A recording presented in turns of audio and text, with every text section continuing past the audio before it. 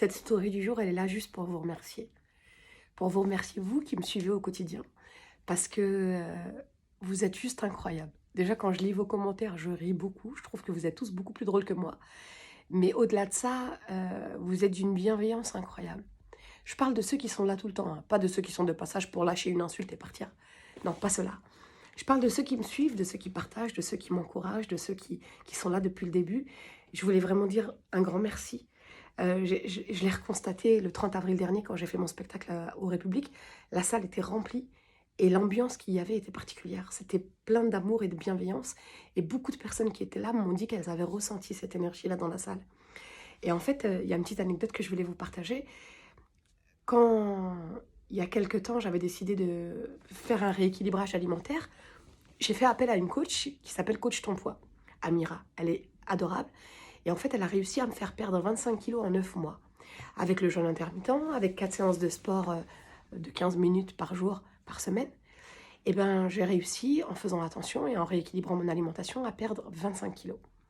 Après, si le mauvais œil, je suis tombée, je me suis cassé la cheville, j'ai passé 3 mois dans le plâtre. Et juste après, j'ai eu le palu. Et donc, le palu m'a assommée. J'ai fini à l'hôpital, ça a touché mes reins. J'ai passé une semaine sous perfusion. Et en sortant de là, j'avais plus d'énergie. Genre les 2 mois d'après, je faisais un truc par jour et je tombais de fatigue. Et en fait, ça m'a tellement épuisée que du coup, j'ai tout arrêté. J'ai arrêté de faire attention, j'ai arrêté de... Je me suis juste laissée vivre et reprendre des forces. Bon, peut-être que j'aurais dû continuer mes efforts, mais à ce moment-là, c'était pas possible. J'avais pas l'énergie. Et donc, pourquoi je vous parle d'elle? Parce que quand j'ai partagé le travail qu'on a fait ensemble, il y a plein de gens qui l'ont contactée de ma part. Et elle m'a dit un truc qui m'a beaucoup touchée. Elle m'a dit, Samia, ta communauté, elle est comme toi. C'est des gens qui sont remplis d'amour, remplis de bienveillance, qui sont très patients, qui... Elle m'a dit, quand on me contacte et que je dis pardon, pour l'instant, j'ai pas trop le temps parce qu'il y a beaucoup de personnes qui m'ont contacté, elle me dit non, il n'y a aucun souci, prenez votre temps. Mais vraiment des gens charmants. Et ça m'a fait du bien qu'elle me dise ça parce que déjà, moi, je me voyais pas comme ça. Donc déjà, ça m'a touchée qu'elle pense ça de moi. Mais au-delà de ça, je me suis dit, mais quelle chance inouïe j'ai d'avoir un petit noyau dur de gens gentils. Moi, je suis un peu dans mon monde des bisounours. Hein. C'est ça. Je suis un peu dans mon monde des bisounours. Je pense que tout le monde est rempli de bienveillance, mais je me rends compte que les gens qui me suivent, en tous les cas, le sont réellement. Je parle pas de ceux qui viennent mettre une insulte de temps en temps et qui tracent leur route, les haters, etc. Parce que vous pouvez lire des fois des commentaires pas très sympas.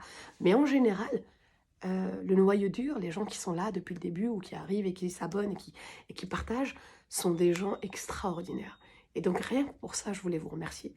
Donc pardon, aujourd'hui, j'avais rien de super drôle à raconter, mais je voulais juste vous faire ce remerciement parce que pour moi, c'est important de vous dire que ben, je vous lis, je vois vos commentaires, je, je reçois tout votre amour, toutes vos belles énergies, que ce soit en direct quand je vous croise dans la rue, dans mes spectacles ou dans les vidéos ou sur les messages sur les réseaux. Je vous trouve juste incroyable. Continuez et continuons chacun d'entre nous à essayer de semer des graines de bienveillance et d'amour autour de nous et je pense qu'on arrivera à changer ce monde de fous dans lequel on vit. Voilà, voilà. Bon, allez, j'ai quand même une petite histoire rigolote à vous raconter. 2 petites secondes. Au mois de novembre, il me semble, j'ai été invitée au sommet de la francophonie à Djerba. En tant que franco-tunisienne, j'étais invitée à faire un spectacle en extérieur qui était ouvert à tout le monde et qui était gratuit pour le public. Donc, il fallait que je vienne par mes propres moyens. Du coup, j'ai pris le Transavia du matin, genre à 6 h du mat. Et il fallait être là-bas, à l'aéroport, à 4 h. Donc forcément, j'ai très peu dormi. J'arrive à l'aéroport avec le visage gonflé, la voix de Barry White du matin, tu vois, un peu éclatée. Et puis, pendant que je fais la file, il y a un type qui passe et qui dit « Eh, c'est Samia Rosman. Ah, vas-y, on a des restos avec nous. Eh, Samia Rosman. » Comme ça, avec son téléphone. « Eh, Samia Rosman. Vas-y, fais coucou à la caméra. Eh, ça va, Samia. Bien, tranquille, pépère. Ah, ça va. » Alors, matin, tu vois, fatigué, tu souris, tu dis « Ouais, ça va. » Et puis, on monte dans l'avion. Pendant que je monte dans l'avion, le gars est en train de me filmer. « Eh, on voyage pas avec des restos, nous. Eh, fais coucou, Samia. Eh, Samia Rosman, ça va ou bien? Eh, Samia, ça... » Salut, je vais m'asseoir. Quand je descends de l'avion, il me refait la même. Et là, je me dis, Samia, c'est pas grave. C'est la vie, c'est comme ça. Tu vois, c'est pas grave. Faut supporter.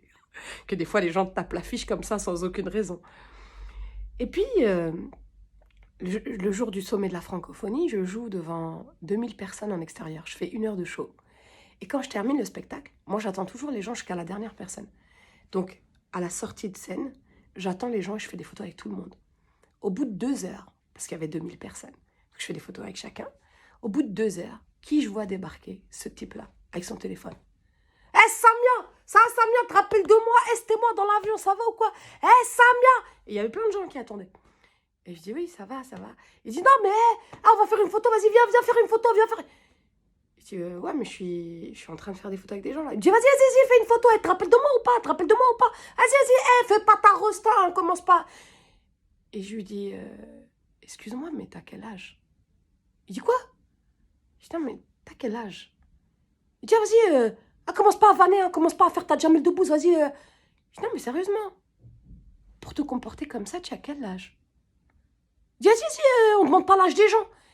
Et j'ai pris le téléphone, on a fait la photo. Et je lui ai rendu, je dis non, mais pour de vrai, entre nous, tu as quel âge? Parce que pour moi, à son âge, tu es censé savoir te tenir. Tu cries pas comme ça dans la rue, au milieu des gens. Et en fait, il est parti un peu fâché. Et quand il est parti, je me suis dit, mais Dieu merci. J'ai pas que des gens comme ça qui me suivent. Dieu merci. Je suis pas hyper connue de dingue.